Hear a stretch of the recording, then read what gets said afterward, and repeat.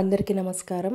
Welcome back to my channel. ఈరోజు వీడియోలో నాగపంచమి ఎప్పుడు వచ్చింది, అలాగే పంచమి తిథి ఎప్పుడు ప్రారంభమయ్యి ఎప్పుడు ముగుస్తుంది అనే విషయాలను ఈ వీడియోలో మీ అందరికీ తెలియజేయబోతున్నాను. అంతకంటే ముందు ఎవరైతే నా ఛానల్ని ఫస్ట్ టైం విజిట్ చేస్తున్నట్టయితే లైక్ చేయండి, షేర్ చేయండి, సబ్స్క్రైబ్ చేయండి.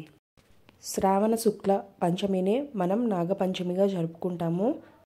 ఈ సంవత్సరం నాగపంచమి ఎప్పుడు వచ్చింది అంటే ఆగస్టు 9 శుక్రవారం నాడు వచ్చింది.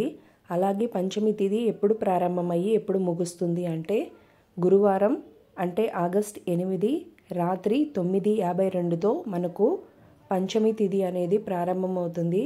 ఎప్పుడు ముగుస్తుంది అంటే ఆగస్టు 9 శుక్రవారం రాత్రి 11:50తో మనకు పంచమి తిథి అనేది ముగుస్తుంది. నాగుల చవితి రోజు ఏ పూజా విధానాన్ని పాటిస్తామో నాగపంచమి రోజు కూడా అదే పూజా విధానాన్ని పాటిస్తాము. ఈరోజు జంట నాగులను పూజిస్తే ఏమైనా నాగదోషాలున్నా సంతాన దోషాలున్నా తొలగిపోతాయి. ఆ పూజా విధానం అనే దాని మీద నేను వీడియో చేస్తున్నాను. దాని లింక్ని అయితే డిస్క్రిప్షన్లో ప్రొవైడ్ చేస్తాను, ఒక్కసారి చూసేయండి.